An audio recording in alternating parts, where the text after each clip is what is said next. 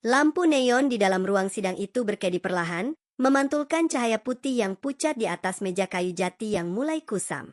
Di sanalah kakek Baskoro duduk. Tubuhnya yang berusia 70 tahun tampak ringkih, dibalut kemeja batik usang yang warnanya telah memudar dimakan waktu. Namun, yang paling rapuh di ruangan itu bukanlah fisiknya, melainkan bagaimana dunia di sekitarnya mencoba menguliti harga dirinya hidup-hidup. Di seberang meja, duduk Aris, anak kandungnya sendiri, bersama Sari, menantu wanitanya yang berpenampilan serba mewah. Mereka duduk dengan punggung tegak, mengenakan pakaian desainer ternama, memancarkan aura superioritas yang sengaja dipamerkan untuk mengintimidasi seorang pria tua yang membesarkan mereka dengan keringat dan air mata. Aris menyodorkan tumpukan kertas putih ke hadapan hakim, sebuah berkas laporan medis palsu yang menyatakan bahwa ingatan kakek Baskoro telah runtuh, bahwa ia telah pikun dan tidak lagi cakap secara mental untuk mengelola sepeser pun dari sisa aset keluarga. Ruang sidang itu mendadak menjelma menjadi sebuah panggung teater yang kejam, di mana kakek Baskoro dipaksa memakai topeng seorang pesakitan yang tak berdaya. Bisik-bisik dari pengunjung sidang mulai menjalar seperti ular, memenuhi sudut-sudut ruangan dengan penghakiman yang prematur. Orang-orang melihat kemeja usangnya, melihat kerutan di wajahnya, dan langsung menyimpulkan bahwa pria tua ini adalah sisa masa lalu yang keras kepala, sebuah beban yang sudah sepatutnya disingkirkan ke tempat pembuangan. Di dalam kepalanya, kakek Baskoro mendengar suara-suara masa lalu yang berbenturan dengan kenyataan pahit hari ini. Ia merasakan beratnya sebuah label, sebuah cap yang diberikan oleh darah dagingnya sendiri untuk mengunci dirinya dalam ruang gelap bernama ketidakberdayaan. Ada rasa malu yang sempat merayap, sebuah rasa hangat yang menyesakkan dada saat menyadari bahwa seluruh hidupnya kini diukur dari angka-angka di atas kertas gugatan.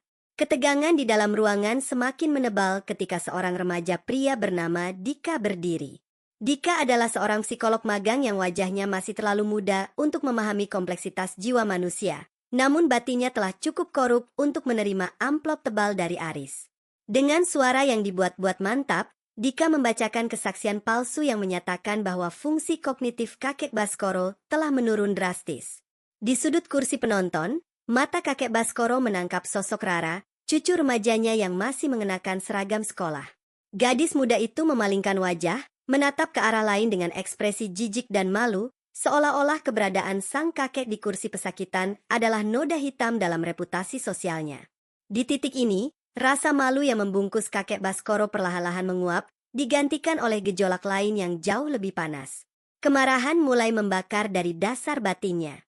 Itu bukan amarah yang meledak-ledak seperti api unggun yang menyala-nyala, melainkan kemarahan yang dingin, seperti es yang membeku di dasar samudera terlarang. Bagaimana bisa kebohongan yang begitu telanjang dirayakan dengan begitu anggun di bawah lambang keadilan?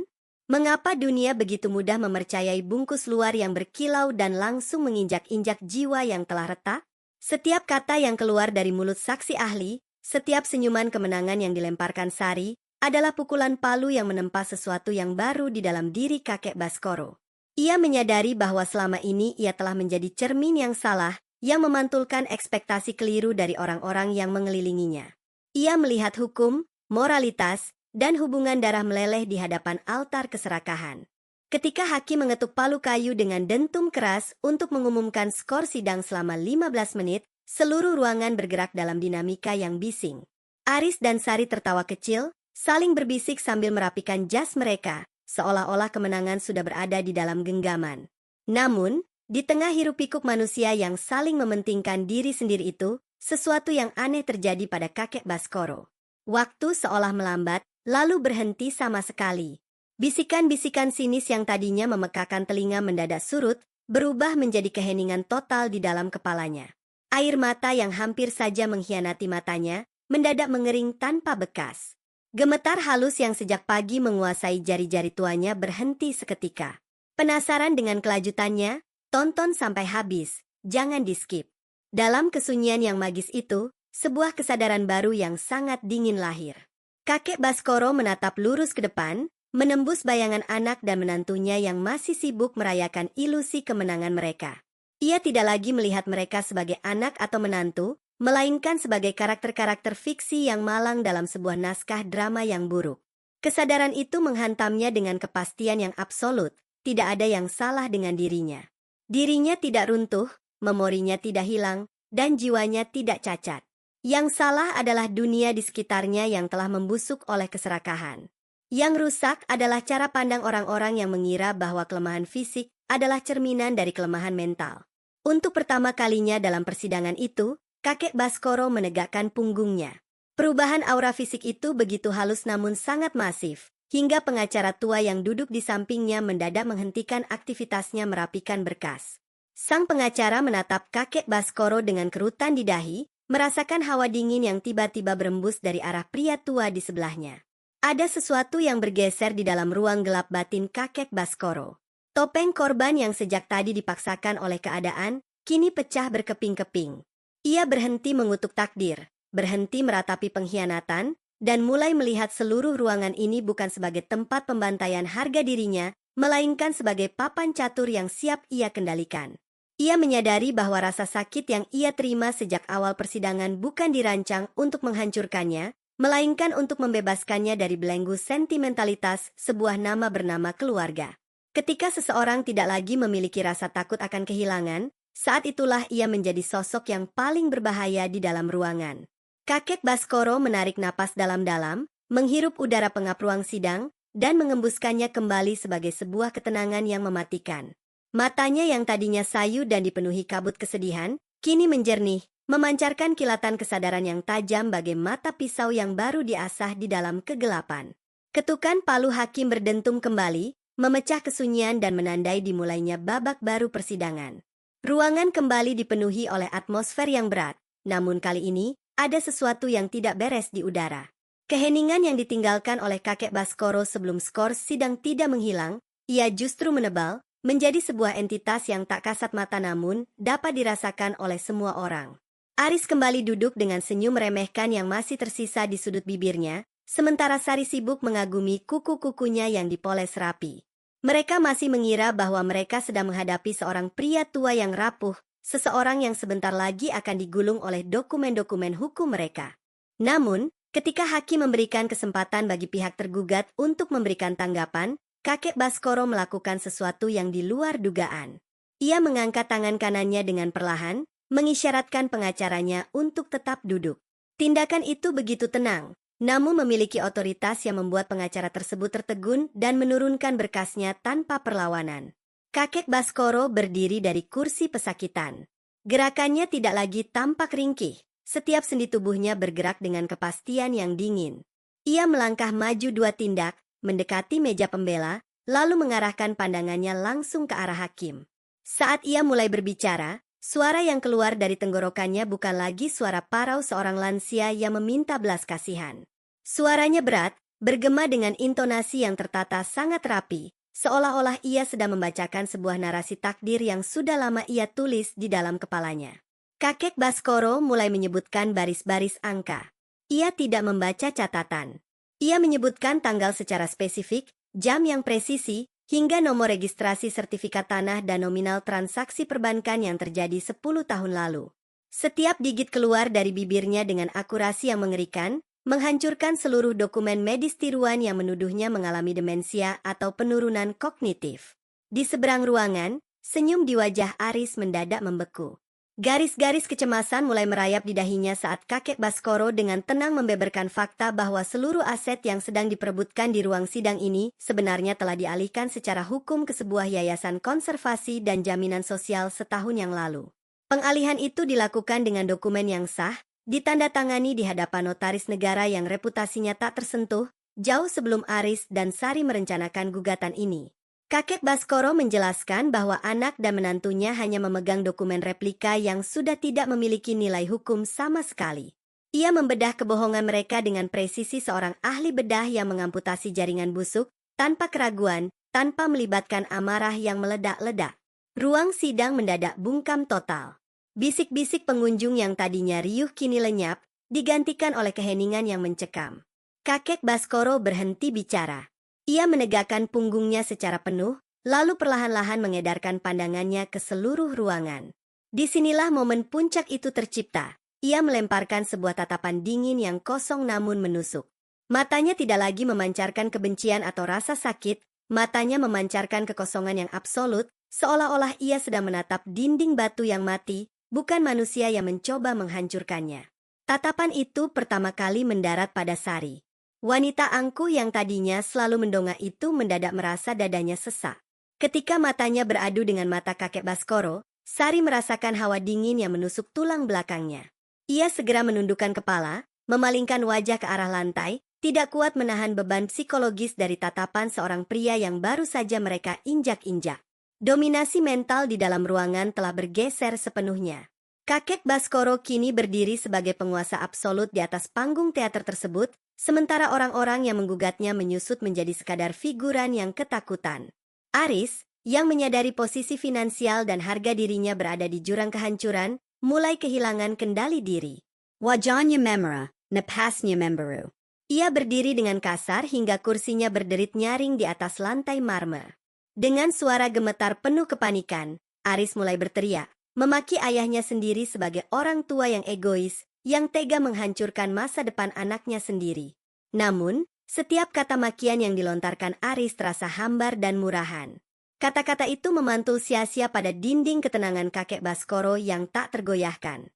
Semakin Aris berteriak, semakin ia terlihat seperti anak kecil yang sedang mengalami tantrum di depan seorang raksasa. Hakim mengetuk palu berulang kali, memberikan peringatan keras kepada Aris untuk menjaga sikap atau akan dikeluarkan dari ruang sidang. Ironi yang luar biasa terjadi. Hukum yang awalnya digunakan untuk menyudutkan sang kakek, kini berbalik mendisiplinkan sang anak. Kakek Baskoro menyaksikan kepanikan dan keruntuhan moral musuhnya dengan kepuasan yang sunyi.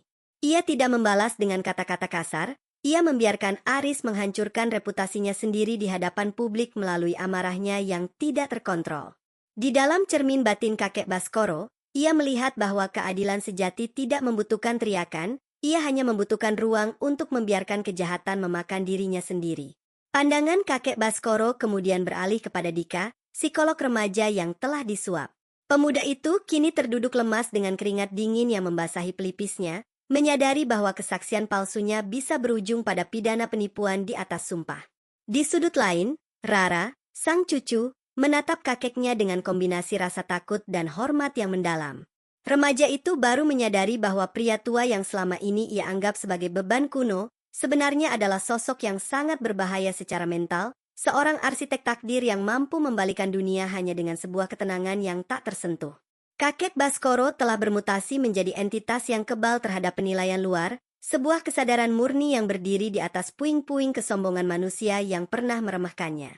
Suasana di dalam ruang sidang kini telah berubah total, menyerupai sebuah ruang hampa udara di mana setiap napas yang ditarik terasa berat dan menyiksa. Aris kembali terduduk di kursinya, namun bahunya kini merosot dalam, kehilangan seluruh keangkuhan jas mewahnya yang kini tampak seperti kain kafan bagi harga dirinya. Di sampingnya, Sari menggigit bibir bawahnya hingga memucat, jemarinya yang dihiasi cincin berlian bergetar hebat di atas meja.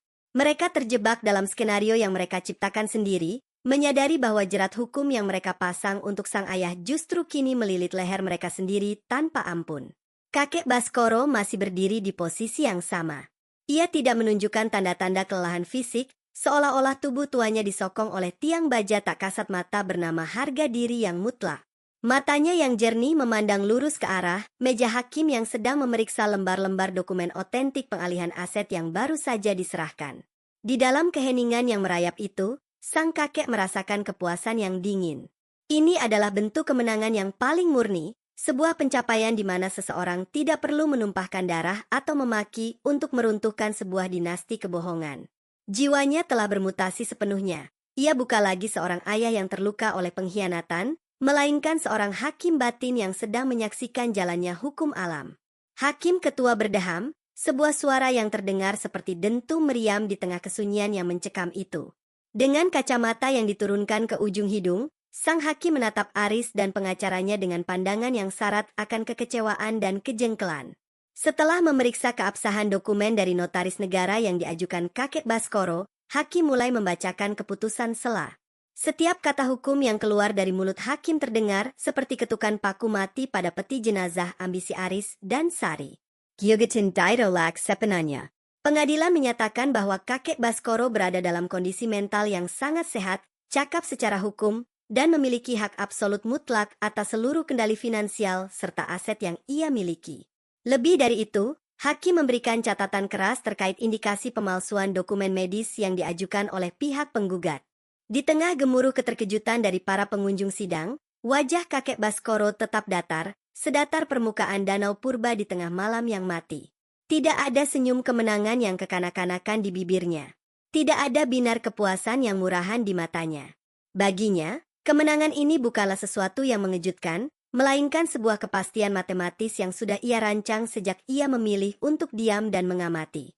Ketenangannya yang absolut di tengah badai sorak-sorai dan bisikan penonton justru terasa jauh lebih mengerikan bagi Aris dan Sari dibandingkan jika sang kakek memaki mereka. Pria tua itu telah mencapai tingkat kesadaran di mana kemenangan tidak lagi membutuhkan perayaan, karena perayaan hanya dilakukan oleh mereka yang tidak terbiasa menang. Kakek Baskoro merapikan lipatan kemeja batik usangnya dengan gerakan yang sangat tenang, seolah-olah ia baru saja menyelesaikan secangkir teh di teras rumah, bukan baru saja memenangkan pertempuran hidup dan mati yang menentukan sisa umurnya. Ia berbalik membelakangi meja hakim, mengabaikan ketukan palu penutup sidang yang menggema di langit-langit ruangan. Langkah kakinya yang mantap mulai mengarah ke pintu keluar. Saat itulah, Aris yang telah kehilangan akal sehat dan masa depannya, melompat dari kursi. Pria muda itu berlari mengejar ayahnya, lalu menjatuhkan diri di atas lantai marmer yang dingin, tepat di depan langkah kaki kakek Baskoro. Aris bersujud, memegang ujung celana sang kakek dengan tangan yang gemetar, air matanya menetes membasahi lantai, mengemis maaf dan memohon agar aset keluarga tidak dipindahkan ke yayasan sosial. Namun, kakek Baskoro tidak berhenti. Ia bahkan tidak menurunkan pandangannya untuk melihat wajah anaknya yang sedang merangkak di lantai. Matanya tetap menatap lurus ke pintu keluar ruang sidang. Bagi sang kakek, manusia yang ada di bawah kakinya saat ini bukan lagi anaknya, melainkan sesosok orang asing yang telah mati di dalam hatinya sejak gugatan pertama dilayangkan. Dengan gerakan yang halus namun tegas, kakek Baskoro menarik kakinya, membiarkan jemari Aris terlepas dan mencengkeram udara kosong. Ia melangkah melewati tubuh anaknya begitu saja, seolah-olah Aris hanyalah seonggok batu atau udara kosong yang tidak memiliki bobot dalam realitas hidupnya yang baru. Langkah kaki kakek Baskoro bergema dengan ritme yang konstan di sepanjang lorong pengadilan yang megah. Orang-orang yang berdiri di koridor, para pengunjung sidang, hingga pengacara-pengacara muda yang tadinya memandang remeh pria tua berkemeja usang ini, mendadak bungkam. Mereka bergerak mundur secara perlahan, membuka jalan lebar-lebar dengan rasa segan dan ketakutan psikologis yang mendalam. Mereka melihat seorang pria yang tidak bisa lagi dihancurkan oleh dunia, seseorang yang telah melampaui rasa sakit dan pengkhianatan hingga menjadi kebal. Kakek Baskoro terus berjalan ke depan, meninggalkan teater kebohongan, meninggalkan tangisan histeris Sari di dalam ruangan, dan meninggalkan bayangan masa lalunya di dalam ruang sidang yang dingin itu. Ia telah menulis ulang akhir ceritanya sendiri, bukan sebagai korban yang mengemis keadilan, melainkan sebagai penguasa mutlak atas takdirnya yang tersisa. Pintu kaca besar gedung pengadilan itu bergeser terbuka, menyambut langkah kaki kakek Baskoro dengan embusan angin luar yang membawa aroma tanah dan kebebasan. Di luar, matahari siang bersinar terik, menyinari anak tangga beton yang membentang turun menuju jalan raya. Pria tua itu berhenti sejenak di undakan tertinggi. Ia tidak menoleh ke belakang, bahkan ketika lamat-lamat suara teriakan panik Aris dan tangisan histeris Sari masih berusaha mengejar dari balik lorong gedung yang pengap. Semua suara itu kini terdengar seperti gaung dari dasar sumur yang mati, jauh, samar, dan kehilangan kekuatannya untuk menyentuh batinnya. Dunia di luar pengadilan berjalan seperti biasa, sibuk dengan kegilaan dan rutinitasnya sendiri. Mobil-mobil membunyikan klakson, orang-orang berjalan tergesa-gesa dengan gawai di tangan mereka, saling mengejar ilusi materi dan pengakuan sosial yang semu. Kakek Baskoro menatap pemandangan itu dari atas undakan dengan sepasang mata yang telah bertransformasi sepenuhnya. Matanya kini menyerupai cermin yang jernih namun sedingin es. Ia bisa melihat segalanya dengan jelas. Namun tidak ada satupun dari hiruk-pikuk itu yang bisa menembus masuk dan mengacak-acak kedamaian yang baru saja ia temukan. Ia telah selesai dengan drama manusia. Ia telah membedah dunia dari balik mata seorang pria yang sudah kebal dari segala bentuk rasa sakit. Ia melangkah turun, selangkah demi selangkah, menikmati kebebasan mutlak yang lahir dari kerelaan untuk melepaskan segala ikatan emosional yang beracun. Beberapa jam kemudian, kakek Baskoro sudah duduk di teras rumah tuanya yang terletak di pinggiran kota. Rumah itu sederhana, dikelilingi oleh pohon-pohon rindang yang daunnya berbisik lembut ditiup angin sore. Di atas meja kayu kecil di samping kursinya, secangkir teh hangat mengepulkan uap tipis, menyebarkan aroma melati yang menenangkan. Suasana di sini sangat kontras dengan atmosfer ruang sidang yang penuh kepalsuan tadi siang.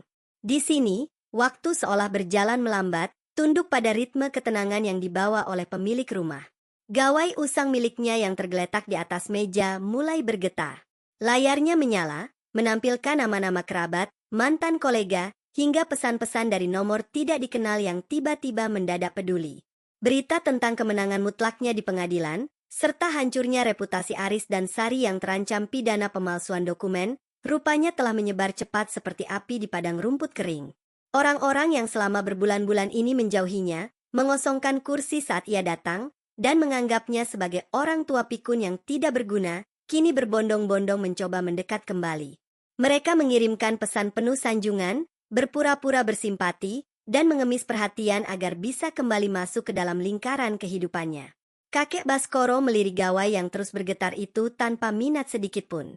Wajahnya tidak menunjukkan rasa puas yang meledak-ledak, karena berhasil membuktikan dunia salah.